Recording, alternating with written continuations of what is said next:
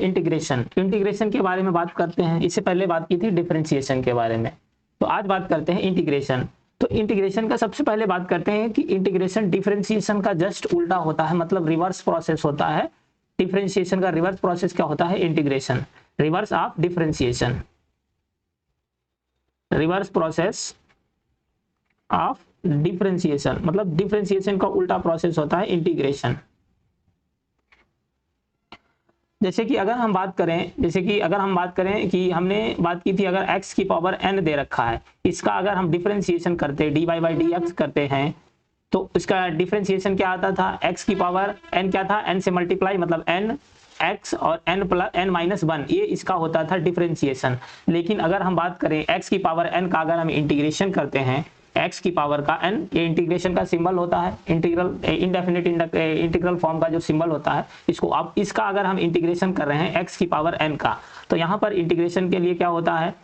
इसका इंटीग्रेशन करेंगे तो हमें करना पड़ेगा x की पावर, वहां पर n माइनस 1 करते थे, यहाँ पर क्या करेंगे? n प्लस 1 करेंगे और डिवाइडेड बाई n प्लस 1 करेंगे, मतलब जो n प्लस होगा उसको उसी से डिवाइड कर देंगे और प्लस कांस्टेंट आ जाएगा। क्योंकि अगर हम बात करते हैं, अगर हम कांस्टेंट का dy बाई dx करते थे, इसका डिफरेंशिएशन करते थे, तो हमारे पास क्या आ जाता था? 0 आ जाता था। और अगर हम 0 का इंटीग्रेशन करेंगे तो हमारे पास क्या आ जाता है? कांस्टेंट आ जाएगा। इस तरीके से याद रखना, कांस्टेंट का डिफरेंशिएशन क्या करते थे? 0 आता था, 0 का अगर हम इंटीग्रेशन करेंगे तो क्या आ जाएगा? कांस्टेंट आ जाएगा, तो इसलिए कांस्टेंट आ जाता है।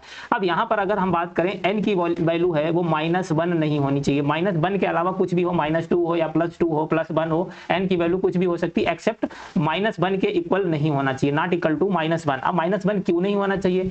तो -1, जैसे कि अगर हमें x की पावर -1 दे रखी है, तो हम इसे क्या लिख सकते हैं? 1/x लिख सकते हैं, और 1/x का जो इंटीग्रेशन होता है वो होता है log बेस ex। ये 1/x का इंटीग्रेशन होता है। और अगर हम बात करते हैं log बेस e का, x का जो डिफरेंशिएशन क्या होता था? इसका dy बाई dx क्या होता था? 1/x, मतलब इसका जस्ट उल्टा प्रोसेस होता है। ये क्या होता था? 1/x। तो इस तरीके से इसका डिफरेंशिएशन क्या होता था? log बेस e का x का 1/x, तो इसका 1/x का इंटीग्रेशन क्या हो जाता है? log base ex। इसलिए n की वैल्यू यहाँ पर -1 नहीं होनी चाहिए। बाकी -1 के अलावा कुछ भी हो सकता है, -2 हो, -3 हो, या +1 हो, +2 हो, +3 हो, कुछ भी हो सकती है। तो ये तो था सिंपल फॉर्म इंटीग्रेशन का। सिंपल फॉर्म, जैसे कि अगर कोई एग्जाम्पल अगर हम ले लेते, मान लो हमें दे दिया, कोई वैल्यू दे दी कि x की पावर 5, अगर यहाँ से हम बात करें, कोई एग्जाम्पल ले लिया हमने, x की पावर 5, इसका अगर हमें इंटीग्रेशन करना है, तो इसका हम इंटीग्रेशन क्या करेंगे? x की पावर 5 है, ठीक है। अब यहाँ पर क्या करेंगे? यहाँ पर ये 5n की वैल्यू कितनी है? 5, मतलब 5 + 1 डिवाइडेड बाई क्या करेंगे? 5 + 1, तो यहाँ से क्या आ जाएगा? x³ divided by 6। तो ये और प्लस क्या आ जाएगा? क्योंकि यहाँ पर +0 तो लिख ही सकते हैं। अब 0 का अगर हम इंटीग्रेशन करेंगे तो क्या आ जाएगा? एक कांस्टेंट आ जाता है, इसलिए यहाँ पर कांस्टेंट लिख दिया जाता है। तो ये तो हो गई सिंपल इंटीग्रेशन की। अब बात करते हैं, जैसे कि कॉस साइन डिफरेंशिएशन की बात करते थे। डिफरेंशिएशन क्या होता था? अगर हम sin x का डिफरेंशिएशन करते हैं तो क्या होता था? cos x का डिफरेंशिएशन था -x। अब यहाँ पर जस्ट उल्टा होगा। तो अगर हम बात करते हैं, जैसे कि अगर हम बात करें इंटीग्रेशन की, sin x का इंटीग्रेशन अगर हम कर रहे हैं, ये sin x है, इसका अगर हम इंटीग्रेशन कर रहे हैं, इसका इंटीग्रेशन करेंगे तो इसका इंटीग्रेशन क्या होता है? माइनस का cos x, जबकि डिफरेंशिएशन क्या होता था? sin x का डिफरेंशिएशन होता था प्लस का cos x। डिफरेंशिएशन क्या होता था? प्लस का cos x। और उसके बाद अगर हम बात करते हैं, अगर cos x का हमें इंटीग्रेशन करना हो, cos x का इंटीग्रेशन करना हो, तो ये आएगा प्लस का sin x, जस्ट उल्टा होता है डिफरेंशिएशन का। और यहाँ पर हर जगह कांस्टेंट लिख देना है, प्लस कांस्टेंट, क्योंकि 0 लिख सकते हैं। अब 0 का इंटीग्रेशन क्या हो जाएगा? कांस्टेंट हो जाएगा। तो इस तरीके से इंटीग्रेट किया जाता है। तो यहाँ से अगर हम बात करें cos x का इंटीग्रेशन क्या होगा? प्लस का sin x प्लस c। और अगर हम बात करें 1/x का, जैसे कि अभी बात कर ही चुके हैं, 1/x का अगर हमें इंटीग्रेशन करना हो तो इसका इंटीग्रेशन क्या होगा? log base e x plus c। और अगर हम बात करें, जैसे कि हमने बात की थी e⁻x, मतलब e⁻x का अगर हम डिफरेंशिएशन करते थे तो e⁻x ही रहता था। तो e⁻x का इंटीग्रेशन भी e⁻x ही रहेगा। ई की पावर एक्स का अगर हमें इंटीग्रेशन करना है तो इसका इंटीग्रेशन भी यही रहता है, ई की पावर एक्स प्लस सी लिख देंगे। तो डिफरेंशिएशन भी इसका यही रहता था, बस कांस्टेंट नहीं रहता था वहां पर, यहाँ पे कांस्टेंट क्योंकि जीरो लिख सकते हैं और जीरो लिख सकते हैं, मतलब जीरो का इंटीग्रेशन क्या हो जाएगा, कांस्टेंट आ जाएगा। मतलब डिफरेंशिएशन में क्या होता है, उल्टा चलना है, जो भी चलना है एक डिफरेंशिएशन के उल्टा प्रोसेस चलना है। जैसे कि अगर हम यहाँ से एग्जांपल ले लेते हैं, मान लो कोई एग्जांपल ले लिया, ई की power x plus 1/x plus 2x square plus 3, इसका हमको करना है इंटीग्रेशन, इसको इंटीग्रेट करना है। क्या करना है, इंटीग्रेट, इसका इंटीग्रेशन करना है। तो इसका करते हैं इंटीग्रेशन। देखो ई की पावर एक्स प्लस 1/x, वैसे ही डिफरेंशिएशन में क्या करते थे, 1/1 ऐड करते जाते थे। ई की पावर का एक्स का इंटीग्रेशन करेंगे, फिर 1/x का इंटीग्रेशन करेंगे, फिर 2x स्क्वायर प्लस 3 का इंटीग्रेशन करेंगे। इस तरीके से ऐड करते जाएंगे। जैसे डिफरेंशिएशन बस उल्टा चलना है कि डिफरेंशिएशन से जस्ट उल्टा करना है प्रोसेस, जो भी करना है। तो ये आ गया 2x स्क्वायर प्लस 3। अब इसको कर देना है इंटीग्रेट, dx लिख देंगे यहाँ पर। अब इसका इंटीग्रेशन देखो, अगर हम बात करते हैं ई की पावर x का इंटीग्रेशन क्या रहता है, ई की पावर x ही रहेगा। ई की पावर x का इंटीग्रेशन क्या रहेगा, ई की पावर x ही रहेगा। 1/x का इंटीग्रेशन क्या होता है, 1/x का इंटीग्रेशन अभी बात कर चुके हैं, क्या होता है, log बेस ई एक्स। तो ये तो याद रखना है, ई की पावर x का डिफरेंशिएशन भी ई की पावर x रहता है और इंटीग्रेशन भी ई की पावर x रहता है। फिर प्लस 2x स्क्वायर का डिफरेंशिएशन 2, तो कांस्टेंट है x स्क्वायर का x 2 + 1 डिवाइडेड बाई, जैसे कि यहाँ पर लिखेंगे x और 2n+1 मतलब 2 + 1 डिवाइडेड बाई 2 + 1, ये हो गया x स्क्वायर का इंटीग्रेशन। प्लस अब 3 का कांस्टेंट का क्या हो जाएगा, कांस्टेंट का डिफरेंशिएशन हो जाएगा, इंटीग्रेशन हो जाएगा वेरिएबल, मतलब यहाँ पर x आ जाएगा, ये क्या आ जाएगा 3x। तो इसका कांस्टेंट का क्या हो जाएगा, वेरिएबल, मतलब अब ये x पर डिपेंड करने लगा, प्लस कांस्टेंट आ जाएगा इस तरीके से। और इसको अगर हम आगे सॉल्व कर लेंगे तो ई की पावर x है, ये तो x ही रहेगा, log बेस ई x हो गया, और ये प्लस कितना हो जाएगा 2 की पावर x क्यूब हो जाएगा, 2 + 1 मतलब 2 की power x cube divided by 2 + 1 मतलब 3 हो जाएगा, प्लस 3x, और ये आ जाएगा कांस्टेंट। तो इस तरीके से इसका इंटीग्रेशन करना है। उसके बाद में अगर हम बात करते हैं, अगला एग्जाम्पल ले लेते हैं एक, जैसे कि हमें दे दिया हो, नेक्स्ट एग्जाम्पल की बात करते हैं, क्योंकि सिंपल वाले तो कर ही लोगे।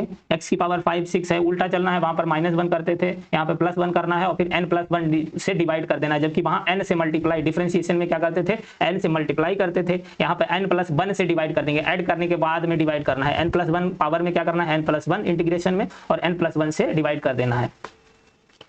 तो जैसे कि अगर हम एग्जाम्पल ले लेते हैं, cos x प्लस 3x की power 1/2 plus 3x plus 4x square. अब इसका क्या करना है, हमें इसे इंटीग्रेट करना है। इसका क्या करना है, इंटीग्रेशन करना है। इंटीग्रेट कर देते हैं इसको।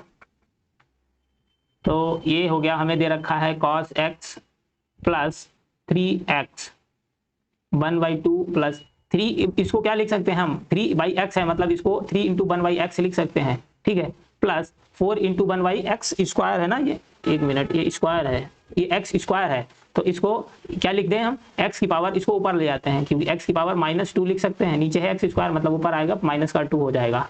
इसको कर देते हैं इंटीग्रेट, मतलब dx। अब देखो cos x का इंटीग्रेशन क्या होता है, cos x के इंटीग्रेशन की अगर बात करें, sin x होता है, cos x का इंटीग्रेशन क्या होता है, sin x। ये तो याद ही रखना है कि cos x का sin x का इनका इंटीग्रेशन क्या होता है, cos x का इंटीग्रेशन क्या होता है, sin x, और जबकि cos x का डिफरेंशिएशन क्या होता है, माइनस का sin x, cos x का डिफरेंशिएशन माइनस का sin x और इंटीग्रेशन प्लस का sin x, प्लस 3x की पावर हाफ है, मतलब यहाँ पर क्या करेंगे, x half plus 1 n+1 divided by half plus 1 plus 3 और 1/x का इंटीग्रेशन क्या होता है, 1/x का इंटीग्रेशन होता है log बेस ई एक्स प्लस 4 × x की power -2 plus 1 divided by -2 plus 1, ये करना है, और प्लस क्या आ जाएगा, कांस्टेंट आ जाएगा।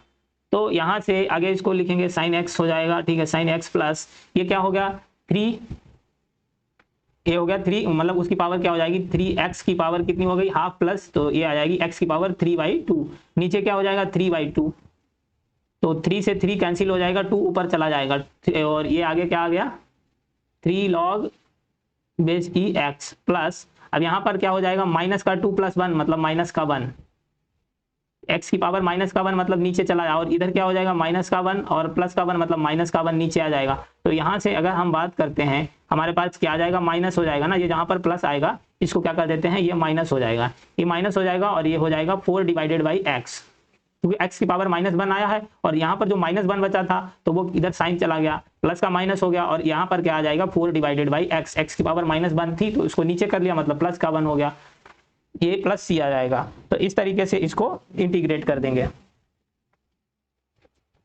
और यहाँ पर इसको आगे लिखोगे, जो 2 है ऊपर चला आएगा, आगे अगर एक स्टेप और लिख देते हैं sin x प्लस ये 2 ऊपर चला जाएगा, 2x की पावर 3/2 हो जाएगा प्लस 3 log बेस ई x हो जाएगा, और माइनस का 4/x प्लस सी। तो ये हो गया इसका इंटीग्रेशन। ये तो मतलब इससे ज़्यादा इतना बड़ा इंटीग्रेशन करने को आएगा ही नहीं। अगर सिंपल फॉर्म में ज़्यादातर क्या आएगा, सिंपल फॉर्म का इंटीग्रेशन आएगा। तो सिंपल फॉर्म जैसे कि अगर हम कोई सिंपल वाला इंटीग्रेशन ले लेते हैं, जैसे कि अगर हम बात करें, हमें दे रखा हो x की पावर 3x की पावर 2 दे रखा है, ठीक है, 3x² प्लस 2x दे रखा है। अब इसका अगर हमें मान लो प्लस 5 दे रखा है, इसको हमें इंटीग्रेट करना है। जैसे कि अगर यहाँ से हम बात करते हैं, इसको इंटीग्रेट भी करते हैं और डिफरेंशिएट भी करते हैं, तो यहाँ से क्लियर हो जाएगा कि डिफरेंशिएशन में क्या करना है, इंटीग्रेशन में क्या करना है। अगर हम इसको क्या करते हैं, पहले तो नंबर 1 पर क्या करते हैं, डिफरेंशिएट करते हैं।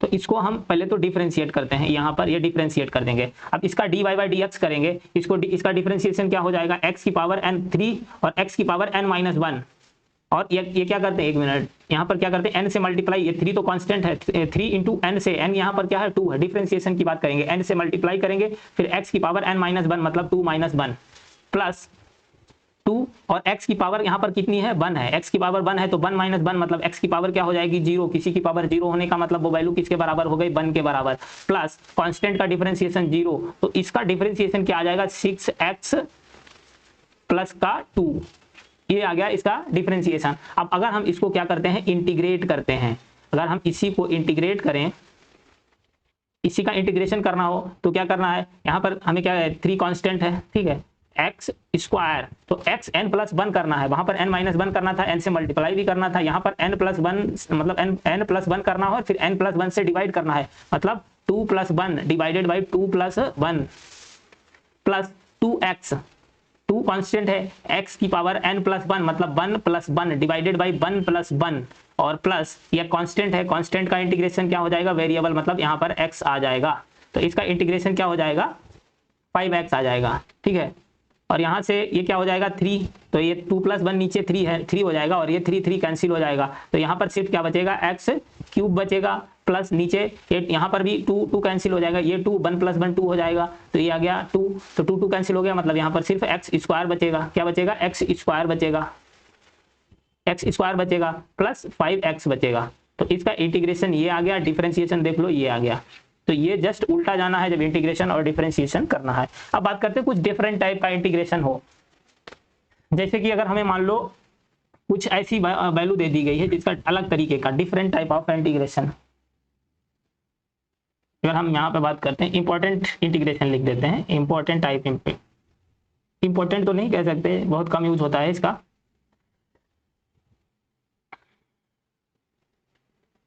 लिखते हैं different integration, different integral form. जैसे कि अगर हमें कुछ अलग तरीके के, तो था सिंपल इंटीग्रेशन करना है, तो सिंपल इंटीग्रेशन जैसे सिंपल डिफरेंशिएशन की बात की थी, तो सिंपल इंटीग्रेशन क्या है, सिंपली जैसे डिफरेंशिएशन का उल्टा जाना है।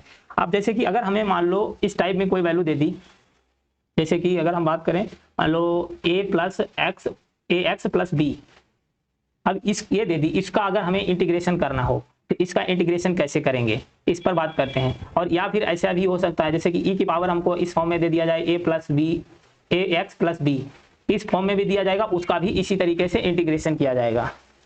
तो यहाँ पर क्या करना रहता है इसका, जैसे कि अगर हमें इंटीग्रेशन करना है ax + b, इसको इंटीग्रेट करते हैं ax + b, ठीक है, इसका कर देते हैं इंटीग्रेशन। अब यहाँ पर इंटीग्रेशन में क्या होता है, इसका तो हम इंटीग्रेशन करेंगे ही करेंगे, ठीक है, इसका इंटीग्रेशन करेंगे, उसके बाद में जो ax + b है इसको डिवाइड करके डिफरेंशिएट कर देंगे, तो इसको डिवाइड करके क्या कर देंगे, डिफरेंशिएट कर देंगे। ऊपर तो इसका इंटीग्रेशन ही करना है, तो इसका अगर हमें इस तरह इंटीग्रेट करना हो तो क्या करना है, इसको इंटीग्रेट करेंगे ए एक्स क्या है, अगर हम इसकी बात करते हैं इसको इंटीग्रेट करेंगे ए एक्स क्या हो जाएगा, एक्स की पावर क्या हो जाएगा स्क्वायर, क्योंकि वन प्लस यहाँ पर एक्स की पावर क्या है 1, तो ये हो जाएगा ए एक्स स्क्वायर 1 + 1, ठीक है, डिवाइडेड बाई क्या आ जाएगा 2 आ जाएगा, क्योंकि 1 + 1 उसी से डिवाइड करेंगे n + 1 से, और प्लस ये क्या आ जाएगा कांस्टेंट है, b क्या है कांस्टेंट है, तो ये हो जाएगा वेरिएबल, मतलब इसके साथ में x आ जाएगा। डिवाइड में नीचे क्या करना है, नीचे इसी को इतने पार्ट को जो ये वाला पार्ट है इसी को डिफरेंशिएट कर देना है, इसी पार्ट को ए एक्स प्लस बी का ये क्या करना है, यहाँ पर इसका dy बाई डी एक्स करना है, इसको जब dy by D x differentiate करेंगे तो यहाँ से जब इसको इसका ऊपर इंटीग्रेशन तो कर चुके हैं, इसको एज इट इज लिख लो A X square divided by 2 plus B X. अब इसका डिफरेंशिएट कर देना है, डिवाइड करके क्या करना है उसका डिफरेंशिएशन कर देना है, तो इसका डिफरेंशिएशन कर देना है, तो यहाँ पर इसका ए एक्स का डिफरेंशिएशन, एक्स का डिफरेंशिएशन क्या हो जाता है एक्स की पावर 0 मतलब 1 हो जाएगा, तो यहाँ पर ए हो जाएगा कांस्टेंट का 0 हो जाएगा, तो यहाँ पर एक सिर्फ ए ही तो बचेगा, तो इसका ए आ जाएगा इंटीग्रेशन ए। तो इसको अगर हम आगे सॉल्व करते हैं ए एक्स स्क्वायर डिवाइडेड बाई 2, तो अगर हम बात करें 2 नीचे आ जाएगा तो इसको हम 2a लिख सकते हैं plus B X divided by A. अब यहाँ से एक a से a कैंसिल हो जाएगा तो इसको लिख सकते हैं X square divided by 2 plus B X divided by A, तो इस फॉर्म में लिखा जा सकता है। ऐसे इस फॉर्म को इस तरीके से इंटीग्रेट, पहले तो क्या करेंगे इंटीग्रेट करेंगे, फिर डिवाइड करके डिनोमिनेटर में क्या कर देना है उसी को डिफरेंशिएट कर देना है, उसी को डिफरेंशिएट कर देना, जैसे कि आप एग्जांपल से समझते हैं, जैसे कि अगर हम बात करें एग्जांपल से समझते हैं, मान लो हमें एग्जांपल दे दिया कि 2x + 1 की पावर 3, इसको क्या करना है हमें इंटीग्रेट करना है, इसको इंटीग्रेट करना है। अब इसमें क्या करना है हमें, हमारे पास मेथड क्या है, पहले तो हम इसको इंटीग्रेट कर देंगे, अब इसका इंटीग्रेशन करना है, इसको इंटीग्रेट करो 2x, x का इंटीग्रेशन n + 1 मतलब 1 + 1 क्या हो जाएगा x स्क्वायर हो जाएगा, यहाँ पर 1 + 1 करेंगे डिवाइडेड बाई 1 + 1 करेंगे, और प्लस ये 1 क्या है कांस्टेंट है, कांस्टेंट का इंटीग्रेशन क्या आ जाएगा वेरिएबल मतलब x आ जाएगा, ठीक है। अब यहाँ पर इसकी बात करें हम, एक मिनट उल्टा कर दिए कुछ, हमें क्या करना है इसका पूरे का इंटीग्रेशन करना है ना, क्योंकि यहाँ पर 2x + 1 का क्यूब है, 2x + 1 का क्यूब है,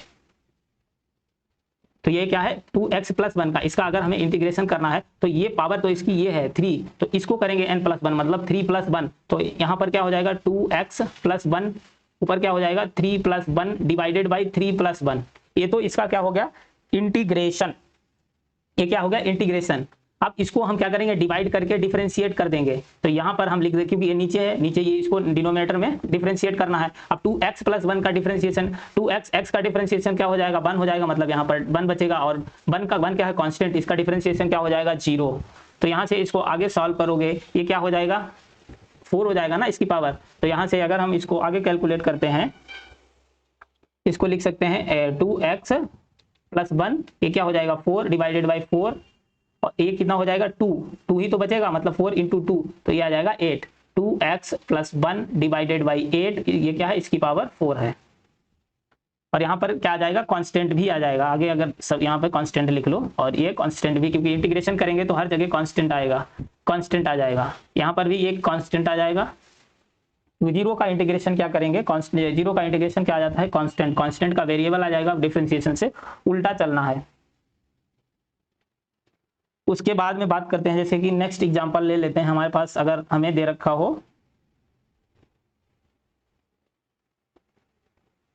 एग्जांपल ले लेते हैं कि हमें दे रखा हो x² + 3x, x² + 3x + 4, इसकी पावर क्या है पूरे की 4 है। अब इसका हमें क्या करना है इंटीग्रेशन इनटू dx, इसको क्या करना है इंटीग्रेट करना है, तो इसका इंटीग्रेशन कैसे करेंगे भाई, अब यहाँ पर इसको 4 जो इसकी पूरे की पावर है इसको इंटीग्रेट करेंगे, मतलब ये क्या हो जाएगा 4 + 1 क्या हो जाएगा भाई 4 + 1 क्या हो जाएगा 5, तो इसको इंटीग्रेट हम करेंगे जब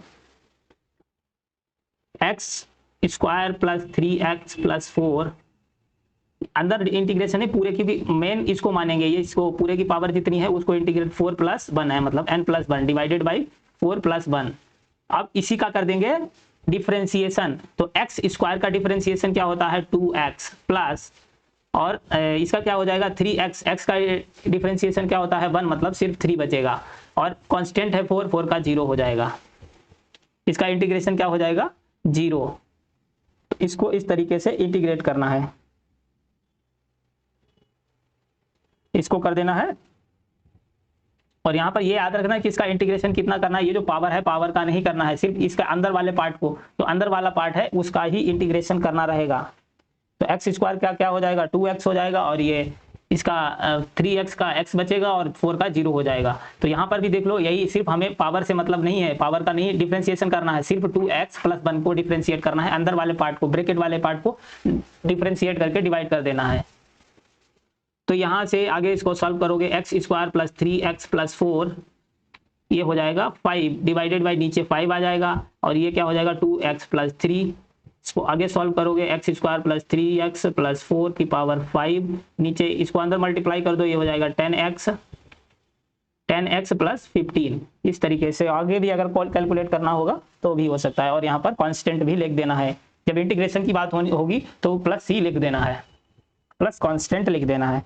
तो ये तो हो गए, मतलब अलग, वैसे ज़्यादा ये यूज नहीं होगा, बहुत कम, एक ही दो जगह यूज होता है, फिजिक्स में बहुत ज़्यादा यूज नहीं होता है, लेकिन याद रखना अगर इस टाइप की वैल्यू हो तो उसको कैसे इंटीग्रेट करना है। अब बात करते हैं डेफिनिट इंटीग्रेशन की, जो बहुत ज़्यादा यूज होता है। डेफिनिट इंटीग्रेशन फिजिक्स में सबसे ज़्यादा यही यूज होता है, डेफिनिट इंटीग्रेशन, मतलब लोअर लिमिट और अपर लिमिट लेके इंटीग्रेट किया जाता है, डेफिनिट इंटीग्रेशन।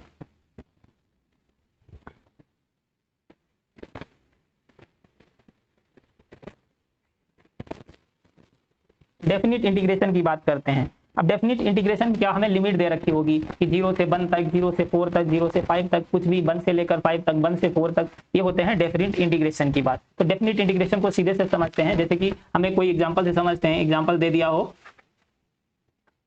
हमें दे दिया हो 4x³ + 2x² + 2x + 1। अब इसको हमें क्या करना है, इंटीग्रेट कर देना है। हमें लिमिट दे रखी होगी कहां से कहां तक, जैसे कि हमने लिमिट दे दी, ये लोअर लिमिट क्या हो गई 0, अपर लिमिट हो गई 2, और इसको कर देना है इंटीग्रेट। तो इसको बोला जाता है डेफिनिट इंटीग्रेशन। तो इसको इंटीग्रेट कर देते हैं। यहाँ पर क्या करना है भाई, सिंपल, पहले तो इसका अंदर जो पार्ट है जो दिया है इसको सिंपल इंटीग्रेट कर देंगे। तो लिमिट हमारे पास क्या दे रखी है, यहाँ से अगर हम बात करते हैं 4x³ का इंटीग्रेशन 4x³ मतलब x की पावर 3 है, मतलब 3 + 1 divided by 3 + 1 plus 2x² 2x² है तो x 2 + 1, x की पावर 2 है तो n + 1 मतलब 2 + 1 डिवाइडेड बाई 2 + 1 प्लस 2x है, 2x की पावर 1 है, मतलब यहाँ पर x की पावर 1 है तो 1 + 1 डिवाइडेड बाई 1 + 1 प्लस कांस्टेंट है, कांस्टेंट का क्या आ जाएगा वेरिएबल, मतलब x आ जाएगा। अब यहाँ पर क्या लिख देना है, लोअर लिमिट, और ये लिख देना है अपर लिमिट 2 दे रखी है, लोअर लिमिट 0 है, अपर लिमिट 2 दे रखी है। तो इसको देखोगे ये कितना आ जाएगा 4x की पावर 4 डिवाइडेड बाई नीचे आ जाएगा 4 प्लस 2x की power 3 divided by 3 plus 2x की पावर 2 हो जाएगी divided by 2 plus x। Lower limit 0 है, अपर लिमिट 2 है। तो यहाँ से देख लो 4 से 4 कैंसिल हो गया, और कुछ कैंसिल हो रहा है, 2 से 2 कैंसिल हो गया। तो आगे सॉल्व करोगे तो x की पावर 4 हो गया, ये 2x³ डिवाइडेड बाई 3 हो गया, प्लस x² हो गया, प्लस x हो गया। अब क्या करना है, एक पहले अपर लिमिट रख देना है, फिर लोअर लिमिट रख देना है। लेकिन यहाँ पर लोअर लिमिट, अगर मान लो जब भी लोअर लिमिट 0 दे रखी हो तो उसको लिखने की जरूरत नहीं है, क्योंकि 0 रखोगे जिसके साथ 0 की मल्टीप्लाई करोगे वो पूरा टर्म हो जाएगा 0। मतलब जब भी लोअर लिमिट 0 हो तो सिर्फ अपर लिमिट रख के आंसर, जो अपर लिमिट का आंसर आएगा वही हमारा फाइनल आंसर हो जाएगा।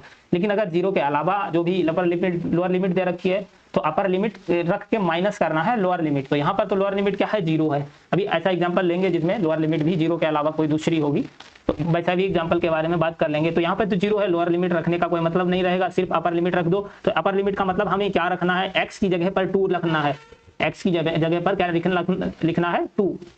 तो यहाँ पर x है, x की पावर 4 मतलब 2 की पावर 4 लिखना है, प्लस 2x³ मतलब इसकी जगह पे x की जगह पे जहां जहां x है वहां पर 2 लिख देना है। तो यहाँ पर 2 की पावर क्यूब डिवाइडेड बाई नीचे 3 हो जाएगा। यहाँ पर 2 की पावर स्क्वायर हो जाएगा, 2 रखना है, उसका पावर जो भी है वो लिख देना है। अब यहाँ पर सिर्फ 2 की पावर x की पावर बनी है, मतलब 2 लिख देना है। अब लोअर लिमिट है, अब अगर हमें लोअर लिमिट 0 के अलावा दी होती तो माइनस करते 0 लिख देते, मतलब माइनस करते जो भी उसकी लिमिट दे रखी होती वो वैल्यू रख देते। लेकिन यहाँ पर पूरा टर्म जब जिसके साथ जैसे कि 0 रखोगे सब पूरा टर्म ही 0 हो जाएगा, तो माइनस कर देना है, उसको 0 कर देना है, ये पूरा 0 हो जाएगा। यहाँ से देख लो, इसको आगे कैलकुलेट करोगे तो 2 की पावर 4 कितना हो जाएगा 16 प्लस 2 इंटू 2 की पावर 3 का मतलब 8 डिवाइडेड बाई 3 प्लस 2 की पावर 2 का मतलब 4 प्लस 2, ये तो 0 ही है। तो यहाँ से इसको आगे कैलकुलेट करेंगे, इसको आगे कैलकुलेट करते हैं तो ये हो गया 16 प्लस ये कितना हो गया 16/3 प्लस 8। तो इसको आगे कैलकुलेट कर लो, 16 प्लस 8 कितना हो जाएगा 24 प्लस 16 डिवाइडेड बाई 3। आगे कैलकुलेट कर लो 24 इंटू 3 प्लस 16 डिवाइडेड बाई 3। तो ये कितना आ जाएगा 72 प्लस 16 डिवाइडेड बाई 3, और 72 16 कितना होता है 8, और ये कितना आ जाएगा 80 है ना, हाँ तो 88 आ जाएगा। ये कितना हो जाएगा 88 डिवाइडेड बाई 3, ये आंसर आ जाएगा 88 डिवाइडेड बाई 3। कुछ चेंज तो नहीं हुआ, एक मिनट कुछ गड़बड़ लग रहा है क्या?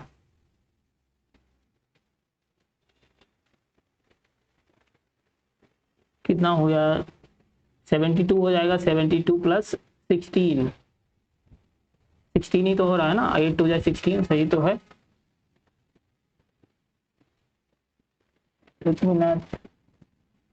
कुछ कैलकुलेशन मिस्टेक हो रही है लग रहा।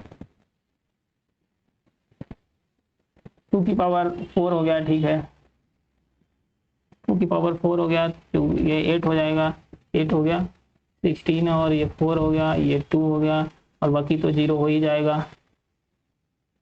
यहाँ पर 8 हो गया, ये कितना आ जाएगा 24 प्लस 16/3, ये भी सही है।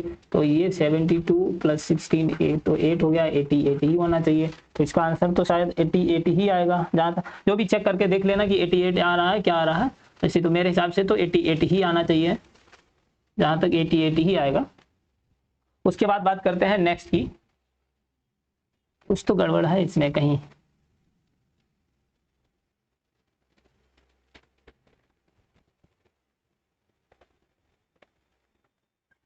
अब बात करते हैं अगले एग्जांपल की, जो भी उसमें कैलकुलेशन यहाँ पर अगर होगा भी कुछ मिस्टेक, बाकी ऊपर तो कोई मिस्टेक है नहीं, 4x की पावर 4 है, ठीक है 4 से 4 कैंसिल हो गया, 2 से 2 कैंसिल हो गया, और ये सही है वैसे।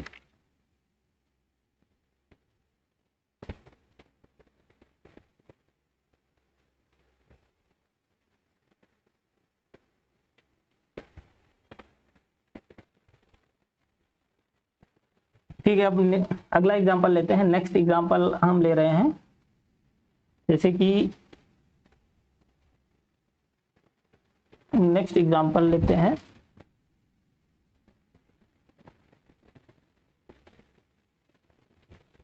अगला एग्जांपल ले लेते हैं हम sin x plus cos x, sin x plus cos x। तो इसका इंटीग्रेट करना है, लिमिट दे रखी है हमको 0 से लेकर π/4 तक, 0 से लेकर π/4 तक ये लिमिट है इसकी। अब लोअर लिमिट 0 है, अपर लिमिट π/4 है। तो इसको इंटीग्रेट करते हैं। sin x का इंटीग्रेशन क्या होता है, sin x का इंटीग्रेशन क्या होता है, sin x का इंटीग्रेशन होता है minus cos x। sin x का इंटीग्रेशन क्या होता है माइनस cos x। तो इसका क्या हो जाएगा माइनस का cos x, फिर cos x का इंटीग्रेशन प्लस का sin x, प्लस का sin x, और लिमिट क्या दे रखी है हमको 0 से लेकर π/4। तो एक बार क्या करना है, लोअर लिमिट तो 0 है, अब क्योंकि ये साइन कॉस है यहाँ पर कुछ 0 की भी वैल्यू होती है, मतलब ये तो ट्रिग्नोमेट्रिक फंक्शन है, तो यहाँ पर 0 जैसे कि बात करें cos 0 की वैल्यू क्या होती है 1 होती है। तो यहाँ पर हमें दोनों लिमिट रखनी पड़ेंगी। तो पहले क्या करते हैं अपर लिमिट रखते हैं, अपर लिमिट π/4। तो π/4 का मतलब 45 भाई 180, पाई की वैल्यू 180 डिग्री होती है, डिवाइडेड बाई 4 करोगे तो कितना हो जाएगा 45 डिग्री आ जाएगा।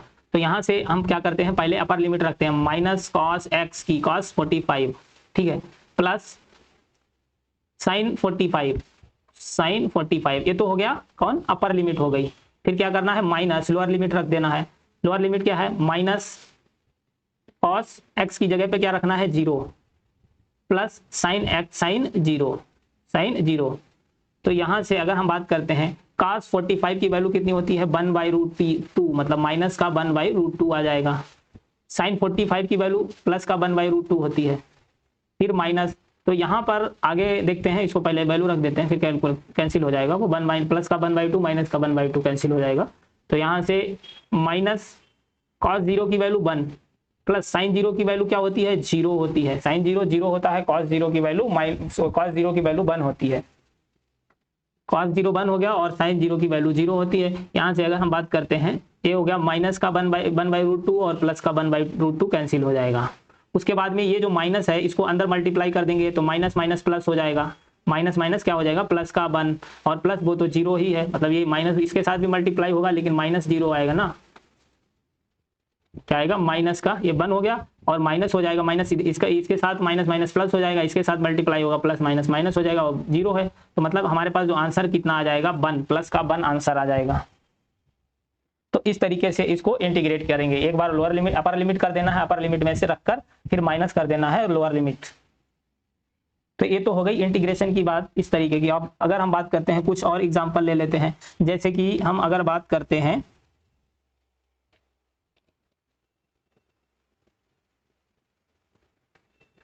जो हमने एक वहां पर एग्जांपल लिया था, जैसे e की पावर x+4, e की पावर x+4 का इंटीग्रेशन करना है हमको, इसको इंटीग्रेट करना है इंटू dx, और लिमिट है इसमें 1 से लेकर 2 तक। अब देखो इसका इंटीग्रेशन कैसे करना था, वही मेथड, ऊपर क्या करना है इंटीग्रेट कर देना है और नीचे क्या होगा डिफरेंशिएट कर देना है, सिर्फ इस पार्ट का x+4 का ही डिफरेंशिएशन करना है। अब ये जो e की पावर x+4 है, मतलब इसको हम क्या मान ले रहे हैं e की पावर x, और e की पावर x का इंटीग्रेशन क्या होता है e की पावर x ही रहता है। तो इसका इंटीग्रेशन तो क्या आ जाएगा e की पावर x ही आ जाएगा। x का मतलब यहाँ पर e की पावर x+4 है, तो ये x+4 मतलब उसको x मान लिया, तो e की पावर x मान के उसका इंटीग्रेशन तो इतना ही रहेगा। ठीक है, अब यहाँ पर हमें लिमिट क्या दे रखी है, इसकी लिमिट क्या दे रखी है, लिमिट 1 से 0 तक। नीचे क्या करना है हमको, इसको इंटीग्रेट कर देना है x+4 को सॉरी डिफरेंशिएट करना है, x प्लस डिनोमिनेटर में ले जाकर डिफरेंशिएट करना है। अब इसका डिफरेंशिएशन x का 1 हो जाएगा, इसका 0 हो जाएगा, मतलब नीचे क्या आ जाएगा 1, इसका डिफरेंशिएशन क्या आ जाएगा x+4 का 1, और लिमिट हमें क्या दे रखी है, लिमिट हमारे पास है 1 से लेकर, लोअर लिमिट 1 है और अपर लिमिट 2 है, तो 1 से लेकर 2 तक लिमिट दे रखी है। तो एक बार क्या करना है अपर लिमिट रखना है, एक बार लोअर लिमिट रखना है। तो यहाँ से x की जगह पर रखना है, जहां पर x है वहां पर अपर लिमिट रखना है, वहीं पर लोअर लिमिट रखना है। तो e की पावर x कितना है, मतलब x है, मतलब 2 रखना है x की जगह, 2 + 4। फिर क्या करना है, ये तो अपर लिमिट है, नीचे 1 है, 1 कोई मतलब ही नहीं है। ठीक है, और उसके बाद माइनस करना है, लोअर लिमिट रख देना है, माइनस लोअर लिमिट कितना, e की पावर x की जगह पे अब क्या रखना है 1 रखना है, +4 लिखना है। तो यहाँ से e की पावर क्या हो जाएगा 2 + 4 मतलब 6 हो गया, माइनस e की पावर 5 हो गया। यहाँ से हम क्या करते हैं e की पावर 5 को कॉमन ले लें, e की पावर 5 कॉमन लेंगे तो यहाँ पर e की पावर 6 है, मतलब एक e बच जाएगा, तो e - 1 ये आंसर आ जाएगा। इसको इस तरीके से इंटीग्रेट करना है, इसका इंटीग्रेशन क्या आ जाएगा e की पावर 5 e - 1। उसके अलावा अगर हम बात करते हैं, मान लो हम अगर कोई ऐसा एग्जाम्पल लेते हैं, चलो अब इतना ही है एग्जांपल। अब बात करते हैं एवरेज वैल्यू। तो एवरेज वैल्यू कैसे निकालते हैं, इंटीग्रेशन में इंटीग्रेशन का ही यूज होता है एवरेज वैल्यू निकालने के लिए। एवरेज वैल्यू निकालते हैं, जैसे कि हमें एवरेज वेलोसिटी निकालनी है। मान लो एवरेज वेलोसिटी निकालनी है तो कैसे निकालेंगे, एवरेज वेलोसिटी निकालने के लिए क्या करना है, जो भी इंटीग्रेशन हम क्या करेंगे, हमें लिमिट दे रखी होगी t1 t2 मतलब 1 सेकंड से 2 सेकंड या 1 सेकंड से 4 सेकंड या 0 से 4 सेकंड, जो भी लोअर लिमिट अपर लिमिट दे रखी होगी, मतलब t1 और t2। तो क्या करना है t1 लोअर लिमिट और t2 upper limit, b dt, इसका इंटीग्रेशन कर देना है। फिर डिवाइड करना है, सिर्फ dt को इंटीग्रेट करना है, b को मतलब जो वेलोसिटी दे रखी होगी, एवरेज निकालना है तो एवरेज में क्या है वेलोसिटी दे रखी होगी उसको इंटीग्रेट नहीं करना है। तो यहाँ से जैसे कि हम क्या करना है, सिर्फ dt को इंटीग्रेट करना है, t1 से लेकर लोअर लिमिट तो सेम ही रहेगी जो भी दे रखी होगी, लेकिन b dt नहीं, सिर्फ यहाँ पर dt लिखना है, dt का इंटीग्रेशन करना है। तो ये हो गया इसका एवरेज वैल्यू निकालने के लिए यूज किया जाता है। अगर हम बात करें स्क्वायर का एवरेज निकालना है, जैसे कि अगर हम बात करें बी के स्क्वायर का एवरेज निकालना है, स्क्वायर का एवरेज भाई स्क्वायर लिख देना है और कुछ नहीं करना है। यहाँ पर lower limit upper limit T2 हो गई, और यहाँ पर क्या लिखना है, बी स्क्वायर और dt, इसको इंटीग्रेट कर देना है। और नीचे क्या, सिर्फ dt का इंटीग्रेशन करना है, T1 से लेकर T2 तक, और dt को इंटीग्रेट कर देना है। अगर मान लो b की पावर 4 का एवरेज निकालना है तो यहाँ पर बस वही b की पावर 4 लिख देना है, T1 T2 और b की पावर 4 डिवाइडेड बाई dt, और ये क्या आ जाएगा, T1 T2 और dt का इंटीग्रेशन कर देना है। इस तरीके से इंटीग्रेट कर देना है। अब इसके अलावा ये तो टाइम हो गया, मान लो हमें डिस्प्लेसमेंट के रिस्पेक्ट में इंटीग्रेट, वेलोसिटी को इंटीग्रेट करना हो, डिस्प्लेसमेंट दे रखा हो, टाइम ना दिया हो, टाइम की जगह पर डिस्प्लेसमेंट दिया हो, तब एवरेज कैसे निकालेंगे, वही मेथड है। बस जहां पर लिमिट टाइम रख रहे थे लिमिट की, वहां पर लिमिट क्या रख देंगे, डिस्प्लेसमेंट, मतलब जो भी x1 और x2 और bdt, ठीक है, और नीचे सिर्फ dt का इंटीग्रेशन कर देना है x1 से लेकर x2। टाइम की जगह जहां पे टाइम था वहां पर डिस्प्लेसमेंट रख देंगे और ये कर देंगे dt। मतलब ये होता है जब क्या डिस्प्लेसमेंट के रेस्पेक्ट में दे रखा हो, टाइम दिया हो तो टाइम का ऊपर वाला मेथड वही है। वैसे भी मतलब सब कुछ जहां पे जो भी लिमिट दे रखी हो, लिमिट को पकड़ना है और आंसर निकाल देना है। तो अब अगर हम बात करते हैं एग्जाम्पल की,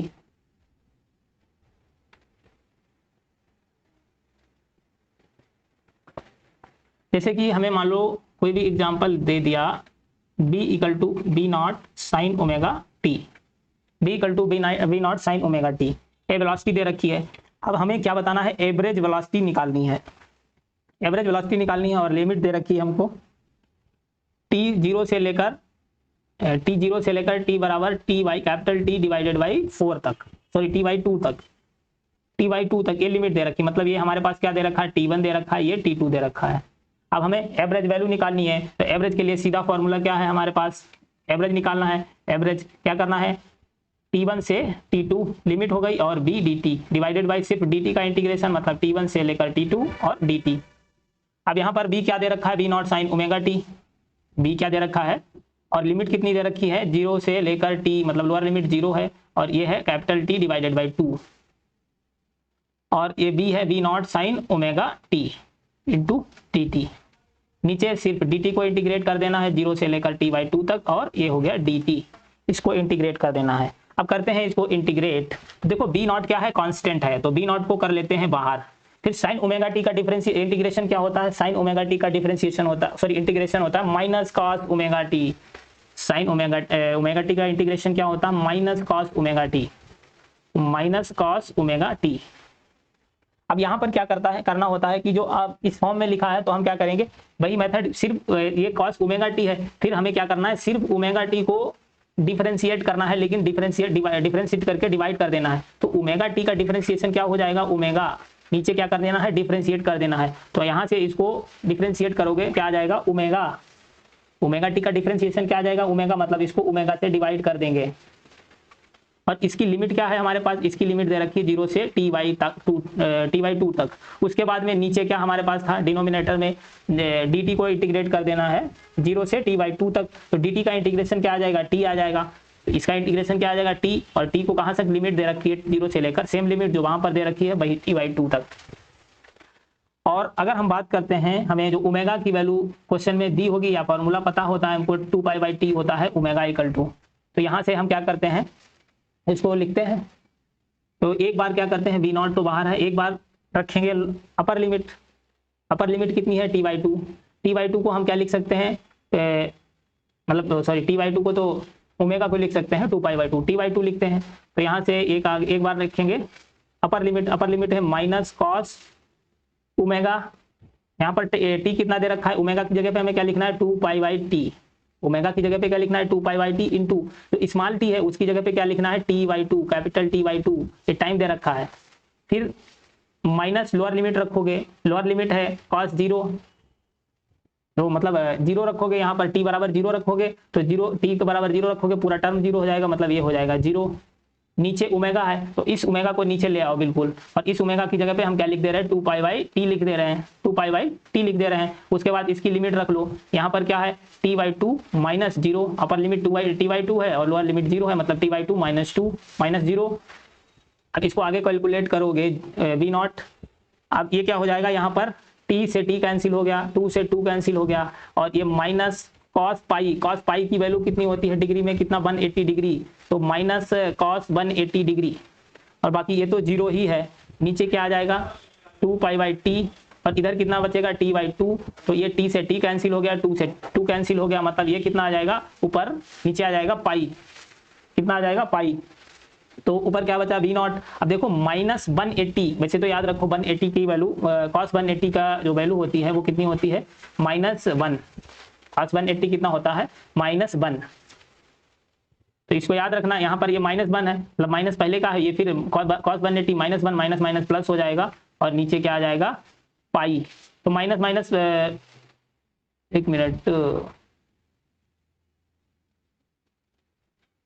कॉस 0 आएगा, यहाँ पर गड़बड़ तो कर ही दिया यार, यहाँ पर क्या आएगा, क्योंकि कॉस 0 है, कॉस 0 आएगा। अब यहाँ पर भी क्या आएगा, ये आएगा कॉस 0,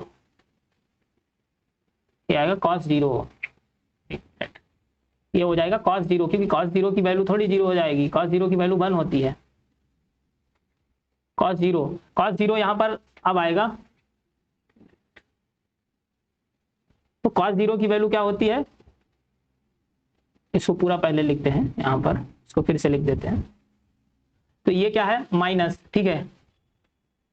उसके बाद में हमें क्या लिखना है माइनस का, अब कॉस 180 कितना होता है माइनस, ठीक है, कॉस 180 की वैल्यू माइनस का 1 होती है, कॉस 0 की वैल्यू कितनी होती है माइनस का, कॉस 0 की वैल्यू होती है 1, कॉस 0 कितना होता है 1। अब ये माइनस अंदर मल्टीप्लाई होगा, ये जो माइनस है इससे मल्टीप्लाई होगा, क्योंकि ये माइनस बाहर है, तो माइनस अंदर मल्टीप्लाई होगा, यहाँ पर प्लस हो जाएगा, और ये माइनस माइनस ये 1 हो गया, ठीक है। उसके बाद ये क्या हो जाएगा माइनस माइनस प्लस, एक मिनट कंफ्यूजन हो जाएगा, इसको फिर से लिखते हैं, जैसे कि अब देखो ये यहाँ पर अगर हम बात करते हैं, इसको ऐसे लिख लो, अब समझ में आएगा। अब ये है माइनस कॉस 180 की वैल्यू माइनस का 1, ठीक है, फिर क्या है, यहाँ पे ब्रैकेट ना लगाएं, माइनस कॉस 0 की वैल्यू भी 1 है। अब हम क्या करते हैं, जो माइनस बाहर है इसको अंदर मल्टीप्लाई कर देते हैं। अब ये माइनस मल्टीप्लाई, मतलब इसको इस माइनस के साथ मल्टीप्लाई करोगे इसके साथ, तो माइनस माइनस प्लस हो जाएगा, मतलब ये प्लस का 1 हो जाएगा। फिर इस माइनस की बाहर वाले माइनस की इसके साथ मल्टीप्लाई करोगे तो माइनस माइनस प्लस हो जाएगा, मतलब ये प्लस हो जाएगा, डिवाइडेड बाई पाई। तो यहाँ से आंसर क्या आ जाएगा 2b0 divided by pi, 2b0 divided by pi. इस तरीके से इंटीग्रेट करना है, इसको इस तरीके से इंटीग्रेट करना है। तो ये तो हो गई इंटीग्रेशन की बात, इंटीग्रेशन हो गया खत्म। अब इससे ज्यादा इंटीग्रेशन और भी एग्जांपल अगले लेक्चर में बात करेंगे, थोड़े बहुत जो एग्जांपल हैं, जो क्वेश्चन आए हुए हैं इंटीग्रेशन के बारे में, उस पर बात कर लेंगे। Okay, thank you for watching. Please channel को सब्सक्राइब कर देना, वीडियो को लाइक कर देना।